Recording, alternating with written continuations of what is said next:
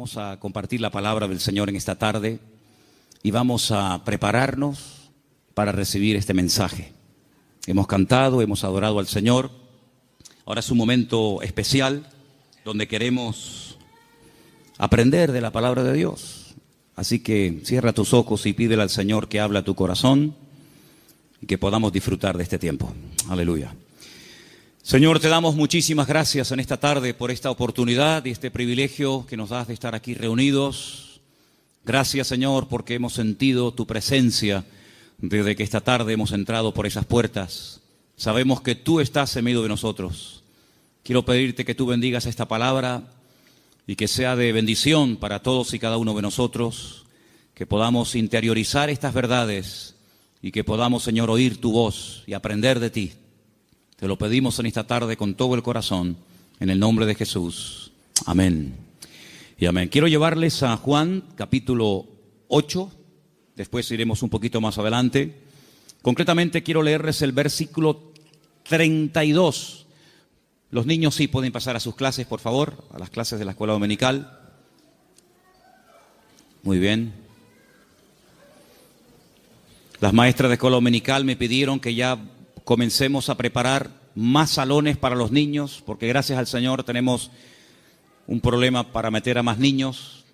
Así que después vamos a tener una reunión a ver dónde metemos a tantos chicos. Juan capítulo 8, verso 32 es un versículo que todos ustedes, si se han fijado, lo tienen ya que saber de memoria, porque justamente lo tenemos aquí arriba. Conoceréis la verdad y la verdad os hará libres. ¿Lo decimos juntos? Conoceréis la verdad y la verdad os hará libres. Nos vamos a San Juan, capítulo 18, del versículo 36 en adelante. Juan 18, 36. Respondió Jesús: mi reino no es de este mundo. Si mi reino fuera de este mundo, mis servidores pelearían para que yo no fuera entregado a los judíos.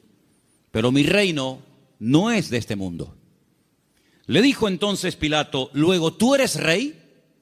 Respondió Jesús: tú dices que yo soy rey. Yo para esto he nacido y para esto he venido al mundo, para dar testimonio a la verdad. Todo aquel que es de la verdad, oye mi voz. Escuchen la pregunta de Pilato ahora. Le dice Pilato: ¿qué es la verdad? Y cuando hubo dicho esto, salió otra vez a los judíos y les dijo: yo no hallo en él ningún delito. Qué pregunta tan interesante. ¿Qué es la verdad? ¿Dónde puedo encontrarla? Una autoridad romana haciéndole semejante pregunta al Señor Jesucristo. Desde el principio de los tiempos, si ustedes comienzan a leer la Biblia con detenimiento, se van a dar cuenta de que Dios siempre ha querido compartir verdades con el hombre. Dios siempre ha querido bendecir a la humanidad, siempre. Y todo lo que Dios ha ido enseñando y compartiendo y transmitiendo a lo largo de los tiempos es para que el hombre conozca las verdades, los principios de Dios, los principios del reino de Dios, a través de los cuales Dios se da a conocer y Dios se manifiesta y Dios opera en la vida de los seres humanos. Pero toda la verdad de Dios no fue revelada de golpe, sino que podemos decir en cierto sentido que la verdad de Dios, las verdades de Dios, fueron reveladas progresivamente. Adán no tenía todas las verdades, Abraham tampoco las tenía, ni David, sino que fue algo que Dios fue manifestando con el paso del tiempo. Ahora, hay un momento puntual en la historia en el cual Dios, a través de un hombre llamado Moisés, decide dar, permítame la palabra, un gran paquete de verdades para que él a su vez se las transmita al pueblo de Israel. Y ese paquete de verdades, ese montón de grandes enseñanzas e instrucciones verídicas de parte de Dios, la conocemos con el nombre de la Torá, o la ley de Moisés, el Jumash, el Pentateuco, los primeros 5 libros de la Biblia, donde ustedes pueden encontrar instrucciones y verdades que se pueden aplicar a la familia, a la economía, a la agricultura, al comercio exterior, a las relaciones entre seres humanos, etcétera, etcétera. Total, 613 mandamientos, 613 verdades que Dios transmite al pueblo de Israel, y a su vez el pueblo tenía la obligación de transmitirlas al mundo, porque Israel tenía que ser en aquel tiempo la luz en medio de la oscuridad donde estaban las naciones que le rodeaban. Pero sin embargo, cuando vamos al Nuevo Testamento, al Nuevo Pacto, encontramos que la verdad en sí misma, ese concepto que decimos, bueno, la verdad, ¿dónde está? ¿Se puede medir? ¿Se puede pesar? ¿Se puede enseñar? Ese concepto de la verdad se encarna, se humaniza en la persona de Jesús.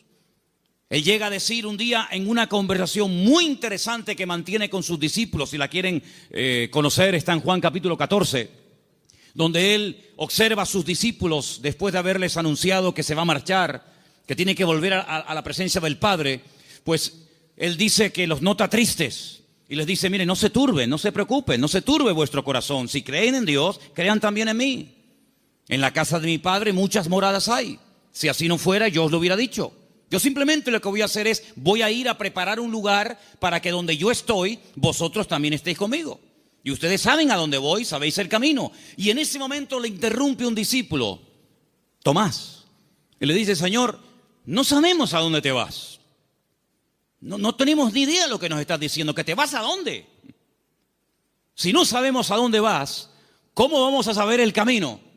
Y es entonces cuando el Señor le responde ese versículo que todo creyente prácticamente sabe de memoria, aunque lleve 3 días leyendo la Biblia, Juan 14:6, que dice, yo soy el camino, yo soy la verdad y yo soy la vida. ¿Cuántos dicen amén? Un versículo realmente extraordinario. Ahora, hay 300, lo tengo aquí apuntado, 317 versículos en toda la Biblia donde aparece la palabra verdad. La palabra verdad aparece en el Antiguo Testamento, aparece en el Nuevo Testamento. Es el deseo de Dios que el hombre conozca la verdad. Y la palabra verdad en hebreo se pronuncia emet. Y vamos a ponerla ahí para que ustedes vean cómo se escribe en hebreo la palabra, porque quiero explicarles rápidamente algo muy interesante acerca de esta palabra. La palabra emet se forma con esas 3 letras. La letra, tienen que leer de izquierda a derecha, ¿sí? La alef, la letra men y la letra tav. La letra alef es la primera del alfabeto hebreo. La letra tav es la última y la letra men es la del centro. Y digamos que se hace como una especie de trípode, ¿verdad? Con esas 3 letras se forma la palabra verdad, y de esa palabra salen múltiples combinaciones de todas palabras relacionadas, entroncadas con la palabra verdad, todas, por cierto, muy interesantes. Ahora, déjenme que les comparta algo acerca de la verdad. Cuando vamos a la palabra de Dios, encontramos que todo lo que uno hace en la vida tiene efectos a corto y a largo plazo. Si tú robas algo de alguien, puede ser que termines en la cárcel porque alguien te denuncia. Si tú golpeas a una persona, puede ser que te denuncie y tengas que presentarte delante de un juez. Si tú compras un coche, puede ser que te salga bueno o te salga malo. Es decir, todo efecto, todo lo que hacemos en la vida puede tener efectos positivos o negativos. Si analizamos fríamente a la luz de la palabra de Dios, ¿qué es lo que produce en el hombre? ¿Qué efectos positivos produce en el hombre la verdad? Es increíble. Lo primero que produce la verdad en la vida de la persona, como leemos aquí arriba, es libertad. Pero claro, uno tiene que decir o preguntarse, ¿libertad de qué? Cuando Jesús pronunció esta famosa frase, conoceréis la verdad y la verdad os hará libres, Él la pronunció en un contexto cultural y social completamente diferente al que tú y yo vivimos hoy en día. Porque aparentemente no existe esclavitud, pero en aquellos tiempos prácticamente el mundo entero, todo lo que era Europa, Asia y el norte de África, estaba dominado y controlado por un imperio terrible que era el Imperio Romano, donde la población romana, los que tenían la ciudadanía romana, era muy pequeña en relación con los que no tenían ciudadanía romana. Había millones y millones de seres humanos que estaban privados de libertad, es decir, eran esclavos. Claro, ya lo dije en una ocasión. No todos los esclavos tenían la misma posición. Había esclavos que tenían una libertad que otros no tenían, pero igualmente eran esclavos. No tenían derecho a paro, ni jubilación, ni vacaciones, ni descanso, nada que ver.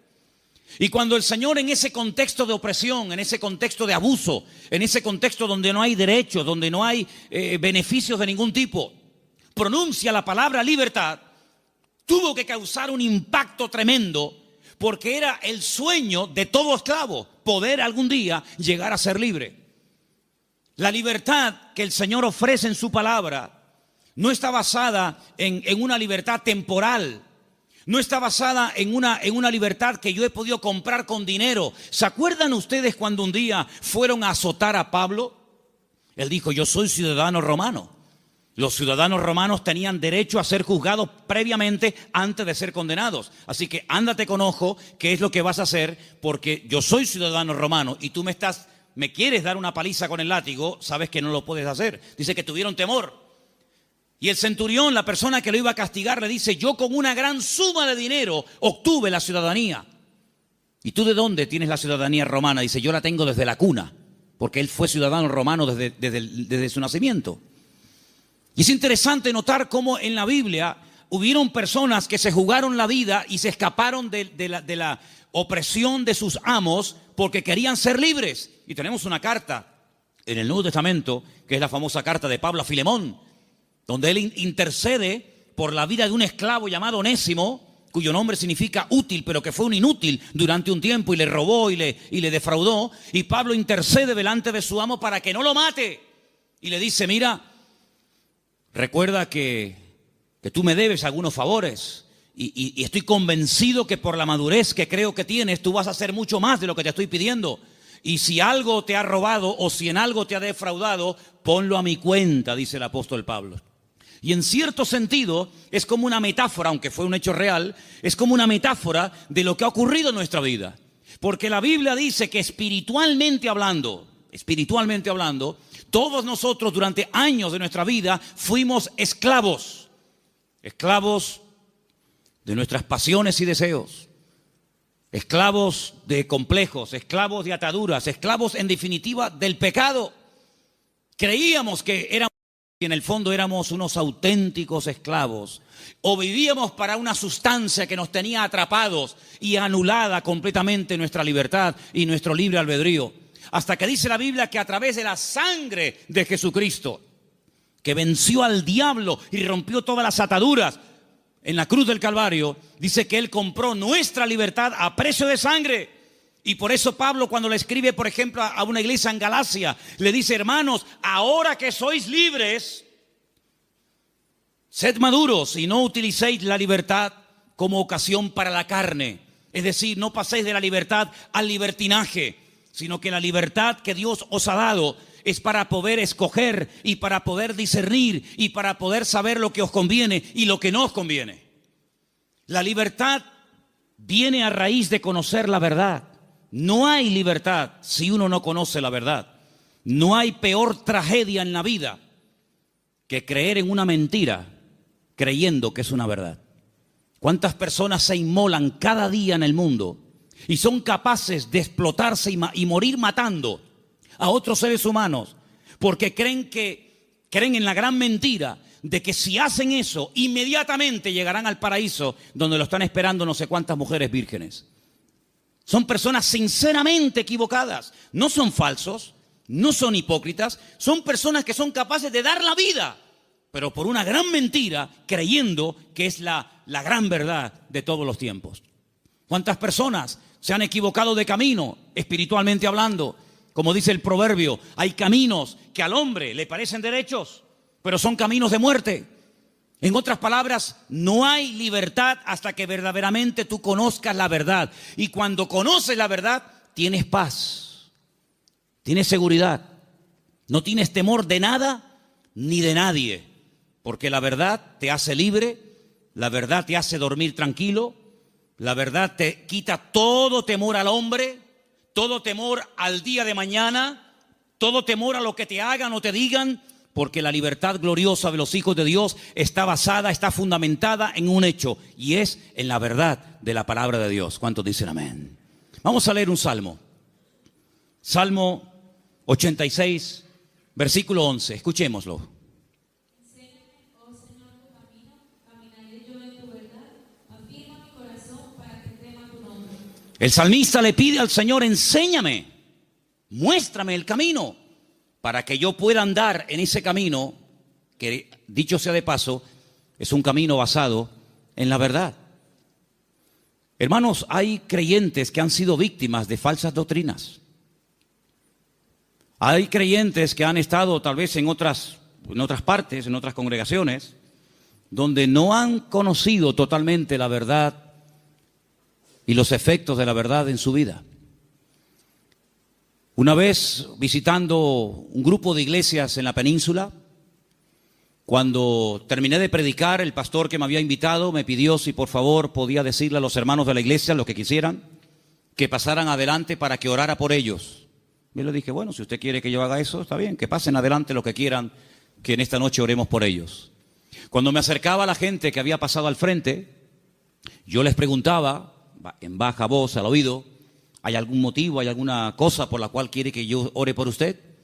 Y me decía, por ejemplo, la primera persona: sí, hermano, quiero que ore por mí porque estoy bajo maldición. Bueno, cuando iba al segundo, me decía más o menos lo mismo.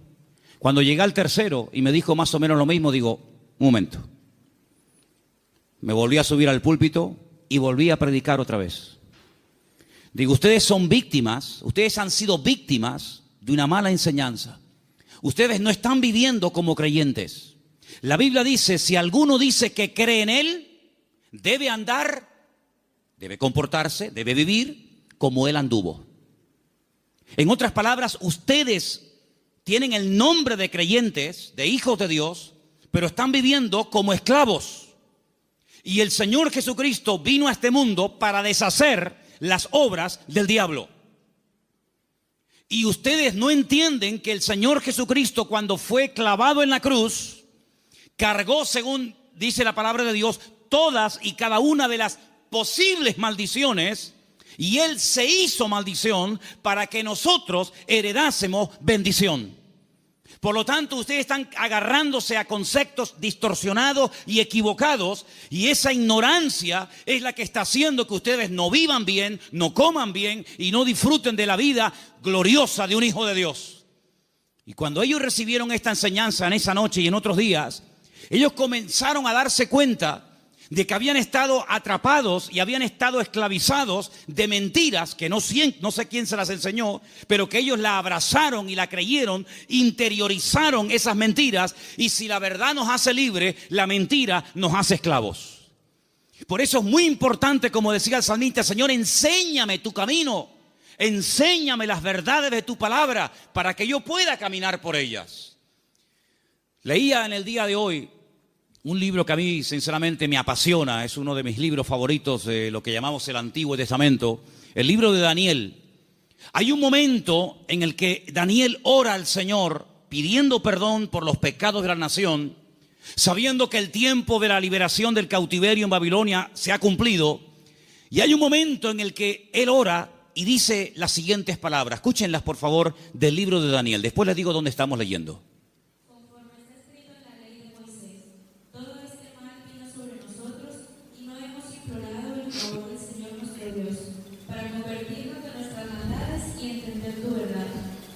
Daniel le dice al pueblo: la razón por la que nuestro templo fue destruido, la razón por la que miles de personas perdieron la vida y la ciudad está totalmente convertida en un montón de escombros, es porque no creímos, ni practicamos, ni vivimos según las verdades de Dios. De todos los profetas que había en aquel momento en Jerusalén profetizando, solamente había uno que decía la verdad. Todos los demás le decían a la gente lo que la gente quería oír. Había momentos en los que los profetas llegaban y decían: no tengan ningún temor, la ciudad de Jerusalén es indestructible, es la ciudad del gran rey, donde Él ha depositado y puesto su gloria y su presencia. Por lo tanto, ¿qué nación va a ser capaz de venir a Jerusalén y destruirla y quemar la casa de Dios? Olvídense de eso. Lo que Jeremías os predica es falso, es mentira. La ciudad de Jerusalén nunca va a ser tomada ni destruida por el rey Nabucodonosor. Sin embargo, el profeta Jeremías le decía, la ciudad de Jerusalén sería indestructible y el templo sería inviolable siempre y cuando viviéramos en santidad y viviéramos en orden. Pero no lo estamos haciendo. La ciudad se ha llenado de idolatría. El pueblo se ha corrompido. Hay inmoralidad, hay desorden. Es un caos, es un desorden espiritualmente hablando. Y eso es lo que le está permitiendo al enemigo tomar posesión de nuestra tierra. No crean ustedes, durante 40 años estuvo Jeremías predicando esto. Lo metieron en la cárcel, lo torturaron, quisieron matarlo en varias ocasiones. Incluso él llegó un momento en el que dijo, no voy a predicar más, no voy a hablar más, no sirve de nada. Diga lo que diga, no hacen caso. Pero sin embargo el Señor siempre decía, Jeremías, habla y no calles, habla y no calles. Que nunca diga el pueblo que no hubo voz de Dios en medio de Jerusalén. Él les decía, arrepiéntanse, conviértanse al Señor, corrijan sus malos caminos, vuelvan a la senda antigua. Y si no lo quieren hacer, hermanos, les daba el plan B, ríndanse al enemigo. Claro, decirles que se rindieran al enemigo, pero este hombre es un traidor. Este hombre lo que se ha pasado es al enemigo y lo que quiere es que le abramos las puertas de la ciudad al enemigo. Pero Jeremías les decía, es que hay dos opciones, queridos. O se arrepienten y piden perdón al Señor y Dios cambia la ciudad, pero como no lo vais a hacer, la ciudad va a ser tomada. Entonces, antes de perder la vida y pelear por una batalla que ya está perdida de antemano, ríndanse, acepten la evidencia y el Señor les perdonará la vida. Hermanos, ni una cosa ni otra. La ciudad fue destruida, todos lo sabéis. El templo fue quemado, los tesoros del templo fueron llevados a Babilonia. Miles de personas fueron deportadas, entre ellos, uno de ellos era Daniel. Y cuando pasan los años, él le dice al pueblo, hermanos, ¿no os dais cuenta que por no haber creído y practicado la verdad, nos ha pasado lo que nos ha pasado? Hermanos queridos, creer en mentiras, interiorizar mentiras, practicar mentiras, tiene consecuencias a corto y a largo plazo, todas y cada una de ellas destructivas. Si tú crees que eres un inútil, tú vas a vivir creyéndote que tú eres un inútil. ¿Quién te lo dijo? ¿Tu marido? ¿Papá? ¿El profesor? Y tú te has creído esa gran mentira, porque Dios no ha creado seres inútiles. Dios ha creado al hombre a su imagen y semejanza. Es el hombre el que se deteriora, el que se autodestruye a sí mismo. Pero Dios creó al hombre como la corona de la creación. Dios delegó en el hombre responsabilidades que no delegó en animales. Y Dios creó el mundo para el hombre, no el hombre para el mundo. Pero lamentablemente el hombre prefiere creer en mentiras en vez de creer en verdades. Y por eso muchas veces es un auténtico esclavo de su ignorancia, de sus errores y de sus mentiras. Pero la libertad gloriosa de los hijos de Dios viene única y exclusivamente cuando experimentamos la verdad en nuestras vidas. He preparado una pequeña selección de versículos. Vamos a leerlos, por favor. Algunos de ellos están en Proverbios. El anterior les dije que estaba en Daniel 9:13. Pero quiero que leamos esta pequeña selección de versículos donde vais a notar que en cada uno de ellos aparece la palabra verdad. Prestemos atención. Proverbios 3, versículo 3. Aparten de ti la misericordia y la verdad. Átalas a tu cuello, escríbelas en la tabla de tu corazón. David le daba tanta importancia a la verdad en la vida de su hijo Salomón que le dijo, nunca te apartes de la verdad. Si tienes que amarrarla de una forma metafórica en tu cuello, hazlo. Pero que la verdad sea el fundamento de tu vida, de tu existencia. Proverbios 16:6. Con misericordia y verdad se corrige el pecado, y con el temor de Dios los hombres se apartan del mal. Con misericordia y con verdad. No solamente con misericordia, sino también hay que decir, mira, esto te ha pasado por esto, por esto, por esto. Y como yo le dije al principio, prefiero que la gente se ofenda y se sienta aludida por oír verdades que endulzarles los oídos con adulaciones y con mentiras que al fin y al cabo lo que te van a perjudicar sin lugar a dudas. Por lo tanto, si hay algo en nuestra vida que tiene que ser corregido, no va a ser corregido con adulaciones. No pasa nada, no te preocupes. No, es que le acabo de pegar una paliza a mi mujer. No pasa nada, seguramente se lo merecía. ¿Cómo? ¿Qué dices? No, es que acabo de robar en la tienda. Bueno, seguramente no tenías para comer y claro, lógicamente tenías que robar. No, no.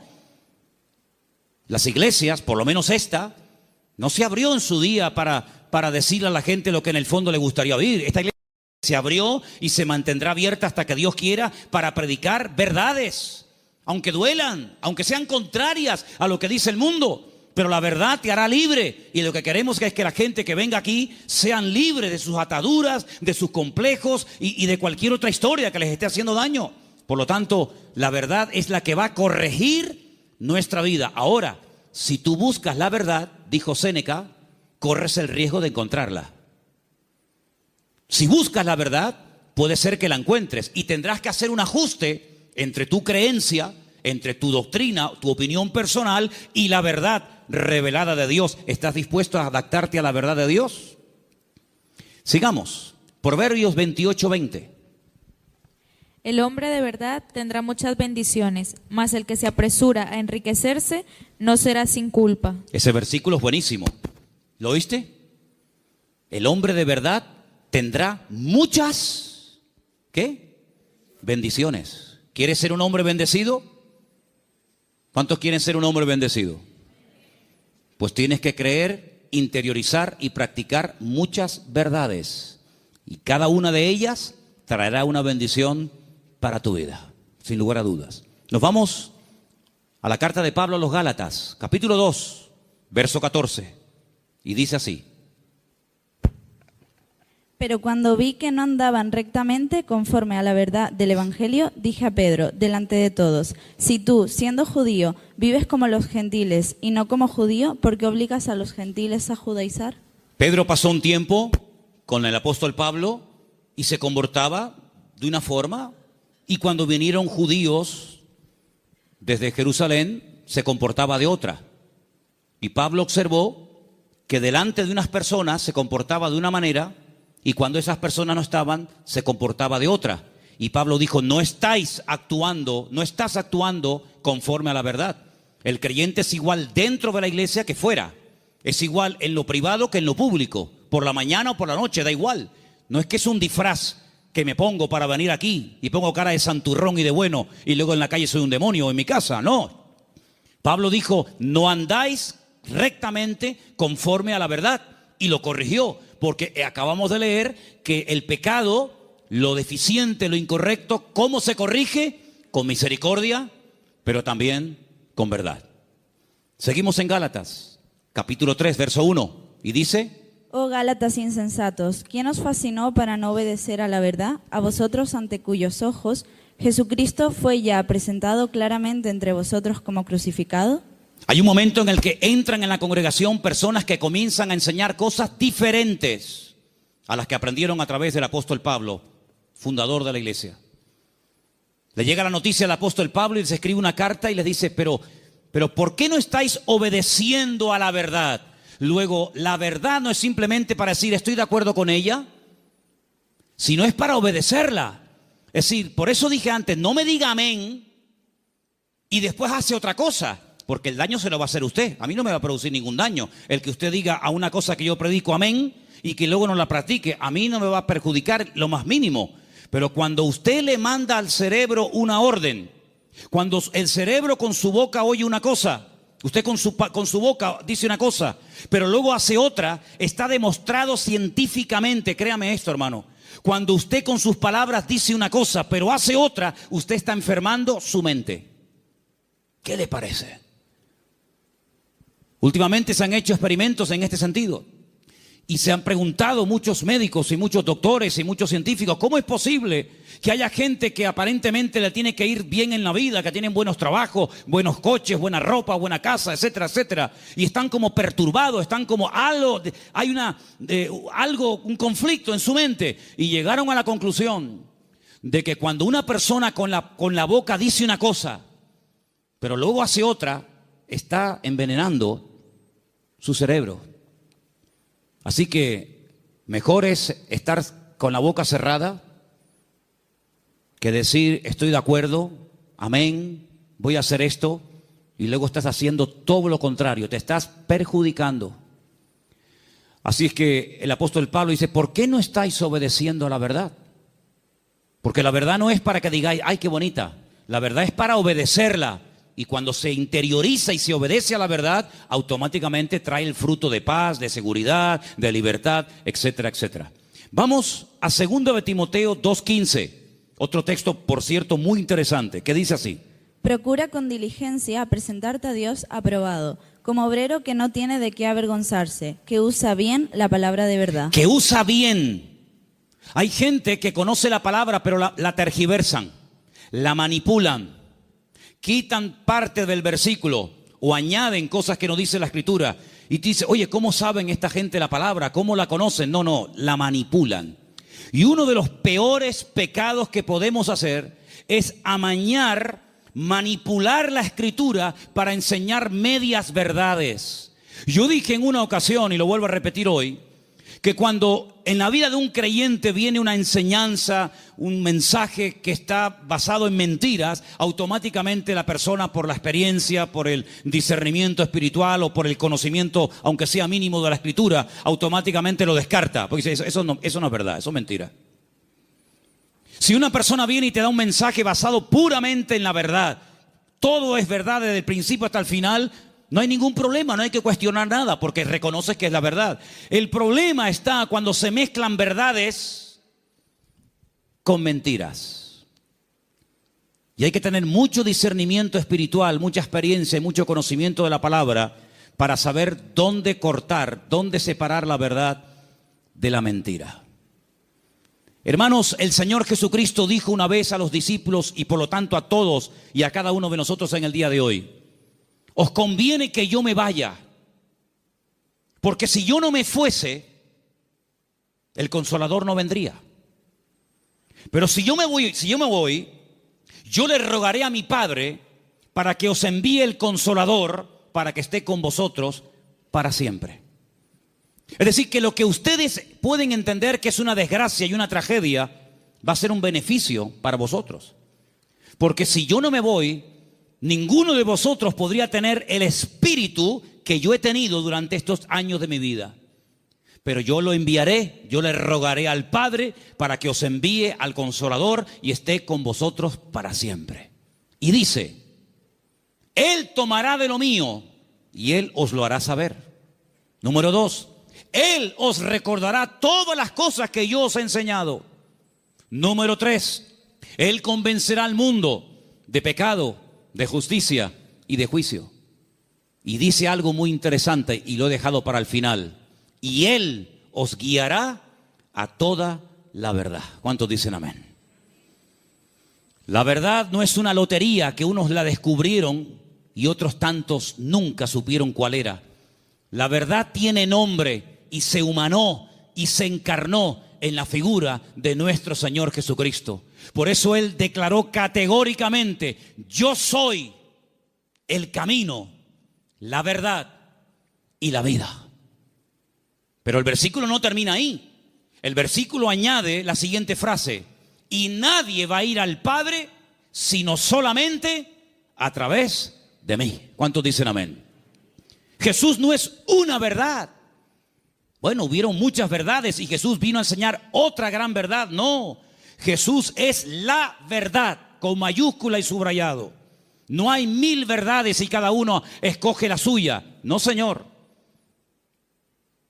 Hay una verdad revelada en la palabra, manifestada en la persona de Jesucristo. Y si prestaron ustedes atención a la lectura que esta tarde se leía, hay un momento en el que en el discurso de Pablo, que se leyó esta tarde en el Areópago en Grecia, él dijo, hay un momento en el que Dios pasó por alto la ignorancia de las naciones. Pero Dios ha establecido que a través de su Hijo, el que a Él ha escogido, algún día, cuando Él lo tenga determinado, juzgará a todas las naciones de la tierra y por aquel varón que Él levantó y constituyó, juzgará a todas las naciones de la tierra. Es decir, hay un momento en el que pudimos ser ignorantes, pero ya no somos ignorantes, ni queremos seguir siendo ignorantes. ¿Amén, hermanos? Ahora queremos aprender las verdades. Y puede ser que cuando descubramos ciertas y determinadas verdades, nos demos cuenta, como a mí me pasó, que los hombres me engañaron. Porque los hombres me enseñaron cosas que no eran verdades, pero me las enseñaron como si fueran verdades. Y yo las creí. Y por eso no podía vivir una vida de libertad, de paz, de victoria, de bendición. Porque la mentira, la ignorancia no es la respuesta. La respuesta y lo que Dios quiere para la vida de todos y cada uno de nosotros es que conozcamos la verdad. Y la verdad se puede conocer y experimentar y vivir, y es la persona de Jesucristo. ¿Cuántos dicen amén? Quiero que leamos un versículo más. Isaías 26:2. Porque ahí la palabra verdad, emet, aparece en plural. Y me llamó mucho la atención. Y quiero que escuchen este texto, por favor. Isaías 26:2. Abrid las puertas y entrará la gente justa, guardadora de verdades. Guardadora de verdades. Isaías 26:2. Emet es verdad, emunim es verdades. Hay una gran verdad que Dios reveló a través de Jesús, y es que el hombre es pecador. Por más que intente, no puede tener comunión con un Dios santo. Pero Dios envió a su Hijo unigénito al mundo para que todo aquel que crea en Él no se pierda, mas tenga vida eterna. Esa es la gran verdad. Que hay un Salvador, que se puede restaurar la relación del hombre con Dios, que el hombre puede salvarse de la condenación, que el hombre puede volver a tener comunión con su Creador y su Diseñador. Esa es la gran verdad. Pero luego, en torno a esa gran verdad giran muchas verdades. Y en los próximos domingos voy a compartir con vosotros varias de esas verdades en plural.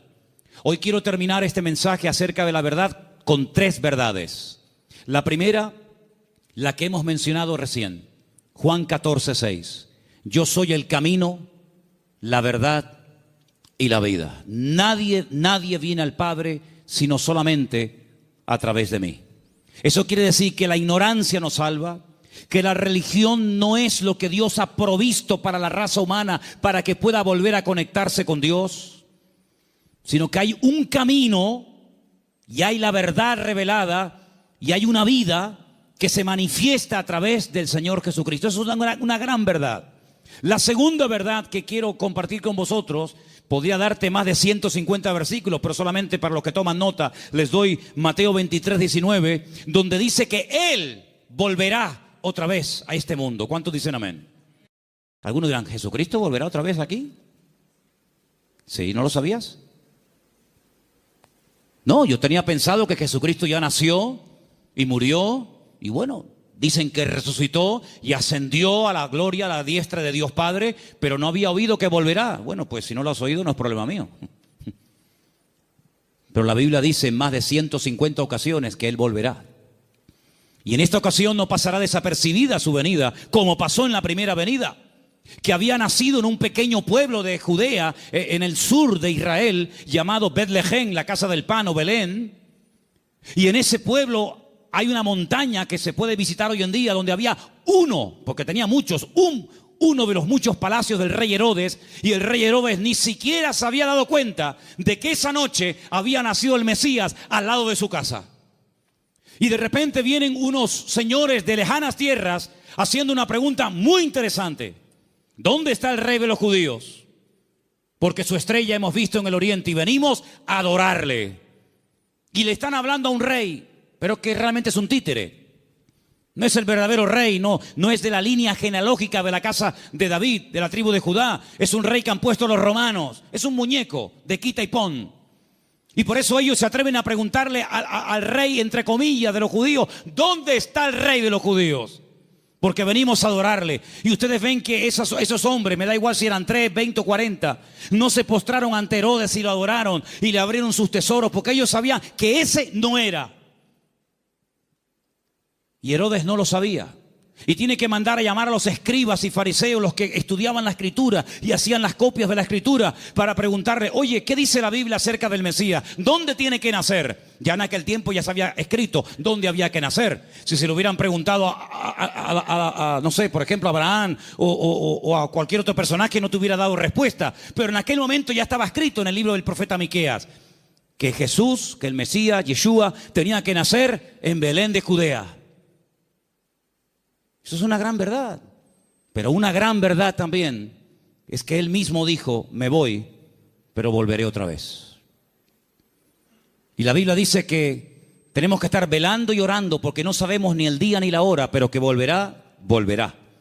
Y cuando vuelva, todo ojo le verá, toda rodilla se doblará y todo el mundo se pondrá de rodillas y confesará que Él es el Señor para gloria de Dios Padre. Y no será algo que dice, bueno, ¿habrá venido? ¿No habrá venido? ¿Dónde está? Hermanos, será algo que va a tener un impacto a nivel mundial. Probablemente para algunos esto les suene a chino, esto les suene a algo como ciencia ficción, pero esto no es un cuento ni un mito, esto es palabra de Dios. Jesucristo viene y viene muy pronto. ¿Cuántos dicen amén? Y esa es una de las grandes verdades que no tenemos que olvidar. Y hermanos, estamos más cerca que nunca de la venida del Señor.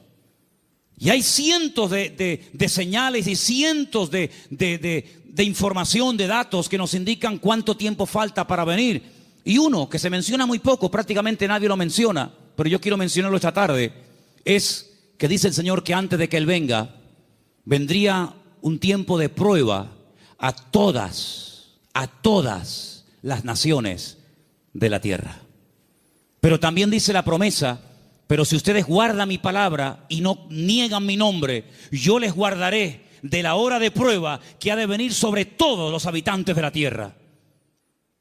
Y estamos viendo naciones tremendamente ricas que están en la más absoluta miseria.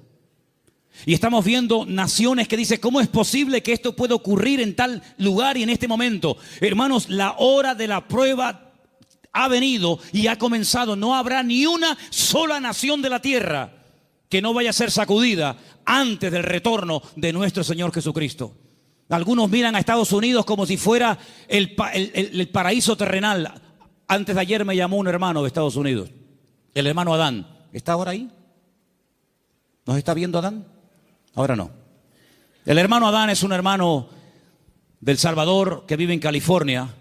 Y de vez en cuando me llama y hablamos y me dice, si por casualidad gana el señor Trump en Estados Unidos, él ha dicho que no solamente tiene intención de echar a patadas a todos los latinos de Estados Unidos, sino a los hijos nacidos en territorio americano de padres latinos. Ahora resulta que se jugaron la vida muchos hermanos y personas veían a Estados Unidos como decir, no, vámonos para allá y mira tú por dónde, que a lo mejor, no lo sé, dentro de un año a todos los latinos los meten en un barco y los echan cada uno a su tierra. Y entonces yo le diré a más de uno, te lo dije, la salvación no se llama USA, la salvación se llama Jesucristo. Me escriben todos los días de Venezuela, todos los días me mandan correos pidiéndome ayuda, pidiéndome auxilio, que quieren salir por la frontera de Colombia, que quieren salir por no sé qué sitio. Y yo a todos les digo lo mismo. Digo, hermanos, en Venezuela hay iglesias de miles y miles de miembros que no hay en España. En Venezuela hay millones de creyentes, cosa que en España no hay. Es mucho más fácil que un venezolano se convierta que un español en España se convierta. Ustedes han experimentado avivamientos tremendos. Mi padre fue torero y toreó en el nuevo circo de Caracas. Hoy en día la plaza del Nuevo Circo en Caracas es una iglesia evangélica. Aquí jamás hemos visto una plaza de toros llena de creyentes. Bueno, hace unos años hicimos unos cultos aquí en la plaza de toros, pero lógicamente no se llenó. Pero siempre le digo a todo el mundo, Dios, ¿dónde es más poderoso? ¿Dónde Dios tiene más poder? ¿Dónde Dios actúa más poderosamente? ¿Dónde es más grande? ¿En Corea?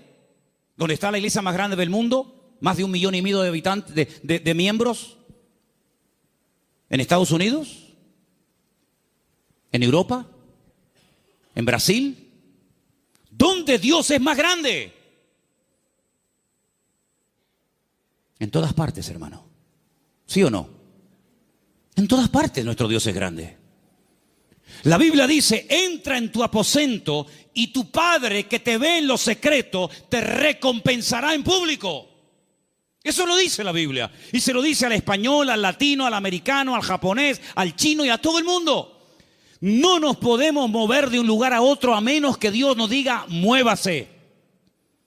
Abraham se fue a Egipto cuando había crisis económica en Canaán. Y él se fue a Egipto a buscar trabajo, a buscar comida, a buscar comida para los animales y para su familia, a buscar agua para sus ovejas. Y cuando años más tarde su hijo Isaac lo quiere hacer, Dios lo para y le dice, no se mueva usted de aquí.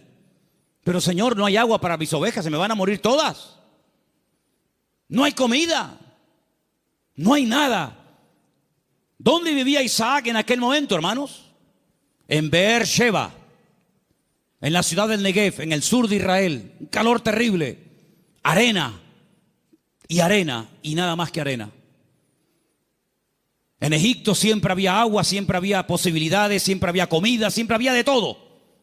Y el Señor le dice a Isaac, este año tienes que sembrar tu semilla en medio del desierto.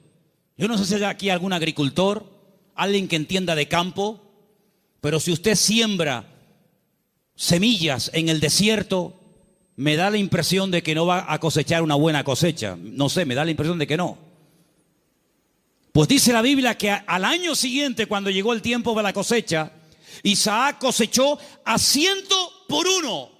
Es decir, siembro una semilla y recojo 100 por cada una que he sembrado. Una desproporción increíble. Los filisteos vinieron y le dijeron, queremos hacer un pacto contigo. Y le dice Isaac, ¿ahora quieren hacer un pacto conmigo? Primero me echan, me amargan la vida y ahora quieren hacer un pacto conmigo. Pero es que la bendición de Dios siempre despierta envidia. Y los filisteos se dieron cuenta de que los pozos que él había heredado de su padre, estos por un acto de maldad le tiraban tierra y piedras y lo querían taponar, pero sin embargo abrían otro lugar y descubría agua y en otro y en otro. Y era imposible frenar y era imposible impedir que la bendición de Dios estuviera con Isaac. Y por eso ellos tienen que reconocer que este hombre tiene que tener la bendición de Dios, porque no es normal, es antinatural que un hombre siembre semillas en el desierto y tenga más cosecha que nosotros que hemos sembrado en buena tierra. Esto no es normal, esto no tiene lógica ninguna. Es que las cosas de Dios muchas veces no tienen lógica, es cuestión de fe, porque andamos por fe y no por vista. ¿Cuántos dicen amén? Entonces, hermanos, la gran verdad de todo esto, ¿cuál es? Busquen a Dios. Busquen a Dios donde quiera que se encuentren. Me da igual si es en Egipto, me da igual si es en Venezuela, me da igual si es en África, me da igual. Nosotros hemos ido a África unas cuantas veces, Armando lo sabe, y Luis también, que vino conmigo. Y hemos visto hermanos en África que tal vez materialmente no tienen ni la 10ª parte de lo que tú y yo tenemos hoy por hoy. Pero la bendición que esa gente tiene en el Señor, jamás en mi vida la he visto en este país, a pesar de que somos del primer mundo. Porque muchas veces confundimos el tener con ser. Y parece que cuando uno tiene, pues, bueno, pues estoy bendecido. Yo les prediqué hace poco acerca del Salmo 37 y les dije, hay 2 tipos de prosperidad en la Biblia. Una visible, que es la que nos llama la atención, y otra que no se ve, pero que muchas veces es la genuina. Una que consiste en tener y otra que consiste en ser. Y el Señor nos está enseñando en estos tiempos, a ti y a mí, a ver si nos damos cuenta de una vez, que lo que tenemos que buscar es a Dios, que no hay que buscar trabajo, que no hay que buscar prosperidad, lo que hay que buscar es al Señor, porque buscando al Señor todo lo demás viene por añadidura. Y llevo 35 años predicando esto, y algunos lo hacen y otros todavía lo cuestionan, pero yo te digo, la Biblia dice, buscad primeramente el reino de Dios y su justicia, y todo lo demás vendrá por añadidura. Y uno dice, bueno, y si yo quiero estudiar y saber qué es todo lo demás, el mismo pasaje te lo dice. Jesús se para con sus discípulos y dice, vamos a ver, la gente del mundo, ¿qué busca sinceramente? La gente que no se congrega, ¿qué es lo que buscan? Bueno, pues buscan un buen trabajo para tener una buena casa, un buen coche si puede ser, buena ropa, poder viajar y tener vacaciones, y si me puedo comprar el ordenador de último modelo me lo compro, y si puedo. Esa es la meta de la gente del mundo, tener cosas a través de su esfuerzo de trabajo. Muy bien. Dice, pero vosotros no podéis vivir así. Ustedes lo que tienen que hacer es no preocuparse por qué voy a comer mañana, no preocuparse por lo que me voy a poner mañana de ropa. Ese estilo de vida es el estilo de vida de los gentiles, de los que no me conocen a mí. ¿Es que acaso ustedes no se dan cuenta que los pájaros no siembran ni guardan en graneros? ¿Y vuestro Padre Celestial los alimenta? ¿No os habéis dado cuenta de eso? Todo lo que Dios pone a nuestro alrededor es una enseñanza objetiva. Si no lo ves a Dios en el amanecer, lo ves en el atardecer. Si no en la luna llena o en la luna menguante. O lo ves en el canto del pájaro, en la ola. O en todas partes puedes ver a Dios si lo quieres ver. Si no lo quieres ver, no lo vas a ver a medio centímetro de tu cuerpo. Por lo tanto, el Señor dice, mire, los árboles, los pájaros no siembran ni ciegan y Dios los alimenta.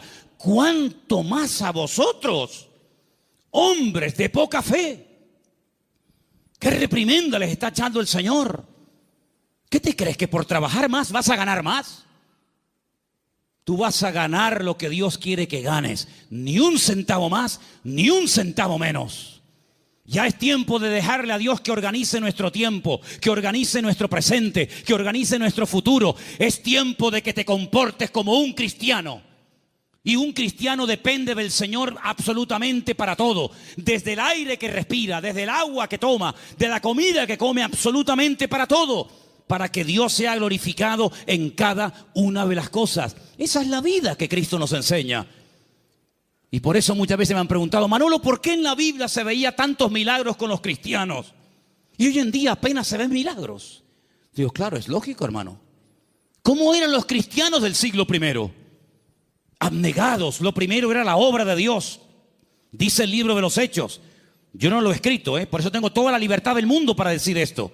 Porque si yo lo hubiera escrito, parece que como que estoy defendiendo mis argumentos. Y yo estoy aquí arriba esta tarde defendiendo los argumentos de la palabra de Dios, no los míos. Y dice la Biblia que en la iglesia primitiva no había necesitados. No había hermanos con necesidad económica, ni uno. ¿Y qué hacían? ¿Qué hacían? ¿Cómo se lo montaba esa gente?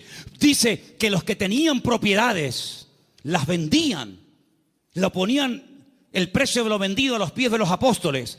Y se repartía todo según la necesidad que hubiera. Yo nunca he visto eso. Yo jamás en mi vida he visto eso. Que la gente se desprenda de su patrimonio para ayudar a hermanos que no tienen para comer o para pagar la luz. Yo nunca en mi vida he visto eso. Por eso en la iglesia primitiva se veían cosas que hoy en día no se ven. Dios no ha cambiado. El Evangelio no ha cambiado. Las verdades de Dios son inmutables. Pero he guardado para el final un versículo que fue el versículo que yo utilicé el día 31 de mayo de 1981, cuando a las 6 de la tarde en la calle Galileo 40 en Las Palmas de Gran Canaria, yo me graduaba después de 3 años en el seminario. Este fue el texto que yo usé esa tarde cuando yo predicaba y se encuentra en Números 23, 19. Quiero que me lo pongas ahí para que lo leamos todos juntos. Ese fue el texto del primer mensaje que yo prediqué cuando me gradué de aquel seminario. Y al día siguiente, en junio, ya estaba aquí viviendo en Tenerife con 19 años de edad. Ya ha llovido algo. Dios no es hombre para que mienta, ni hijo de hombre para que se arrepienta. Él dijo y no hará, habló y no ejecutará. Quiero oírles, hermanos, léalo conmigo. Dios no es hombre para que mienta, ni hijo de hombre para que se arrepienta. Él dijo y no hará, habló y no ejecutará. Números 23, 19. Hay algo que Dios no puede hacer. ¿Saben lo que es? Mentir. Dios no puede mentir, porque Dios es veraz.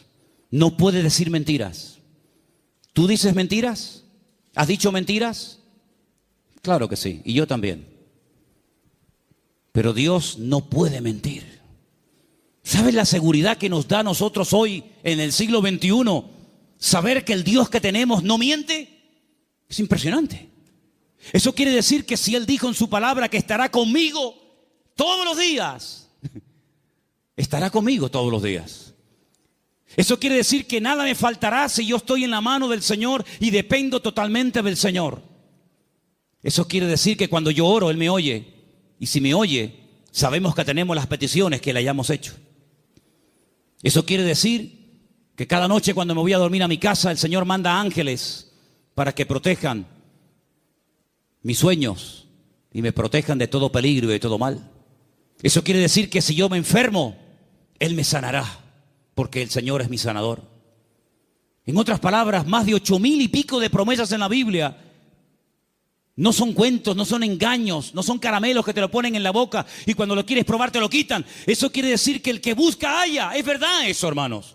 El que llama se le abrirá y el que pide recibe. Eso quiere decir que puedes ser libre de la droga, del alcohol, del sexo, de la lujuria, de la pornografía, de los complejos, de las enfermedades mentales, psicológicas y de todo lo que te puedas imaginar. ¿Por qué? Porque el Señor dice, conoceréis la verdad y la verdad os hará libres. Si Dios no miente, eso quiere decir que esta noche Él está aquí entre nosotros. ¿Sí o no? Si Dios no miente, eso quiere decir que cuando a mí me metan en la caja, pasaré directamente a estar en la presencia de mi Señor. Si el Señor no miente, cosa que creo que no miente, quiere decir de que nunca jamás seremos cola, sino siempre seremos cabeza. Y podremos ir de victoria en victoria y de gloria en gloria y de a mentir. Y vivimos en un mundo rodeado de grandes mentiras. Pero sin embargo nosotros tenemos un privilegio. Y es que hemos conocido la verdad. Y por eso la verdad nos hace libres. ¿Cuántos dicen amén? Aproveche esa libertad. ¿Para qué? Para servir a Dios. Los años que te quedan de vida, el tiempo que te queda de vida, móntatelo de tal manera que te vas desprendiendo de muchas cosas y tener cada día más tiempo para descubrir las verdades que están reveladas en la palabra de Dios. Hoy hemos visto 3 verdades: que Él es el camino, la verdad y la vida, que Él volverá y que Dios no miente. El próximo domingo volveremos a ver más verdades de la palabra de Dios. Y cuanto más verdades vayan entrando en nuestra mente, cuanto más verdades vayamos asimilando en nuestra conducta, nuestro vocabulario, más mentiras van a ir saliendo y más libres y más prósperos y más bendecidos seremos. Porque quiero solamente recordarles el versículo que se leía esta tarde, que el hombre bendecido es el hombre que cree, obedece y vive en la verdad de Dios. ¿Cuántos dicen amén? Cierra tus ojos ahí donde estás. Pídele al Señor que te revele sus verdades. Pídele al Señor. Muéstrame tus verdades, Señor. Muéstrame las grandes verdades de tu palabra para que yo pueda conocerlas y vivirlas en mi vida. Y pueda con tu ayuda y con tu bendición vivir una vida. La Biblia es la verdad.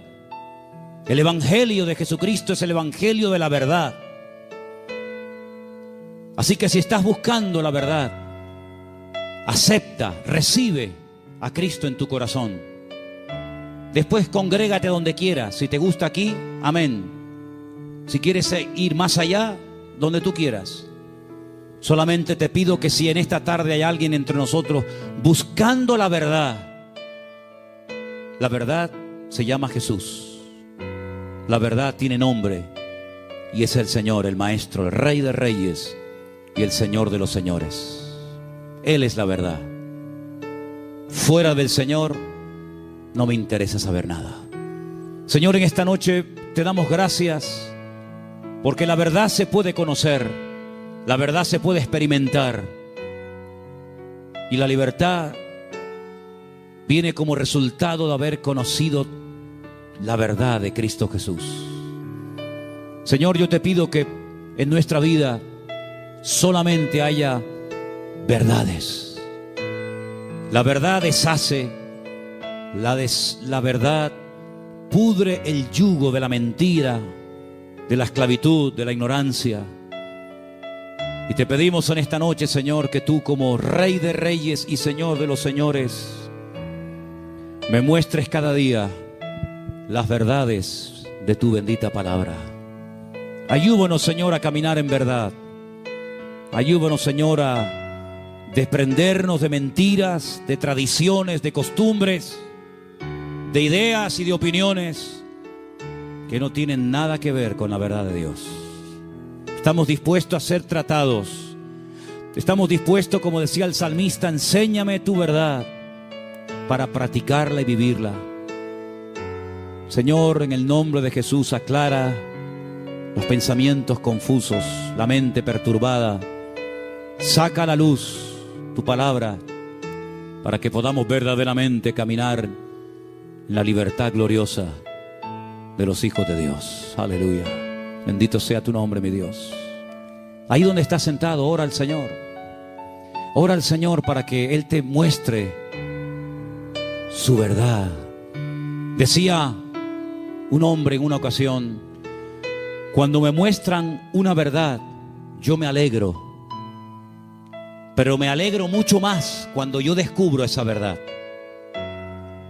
Y eso es lo que yo quiero que tú le pidas al Señor. Señor, estoy dispuesto a oír, a aprender y a recibir de otras personas, pero Señor, quiero yo mismo descubrir y experimentar las verdades.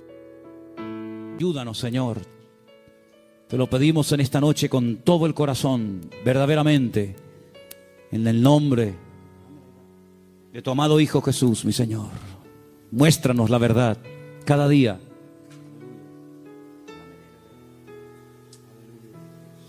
Te adoramos en esta tarde, Señor. Quiero que ores por la persona que está a tu lado, si es conocida.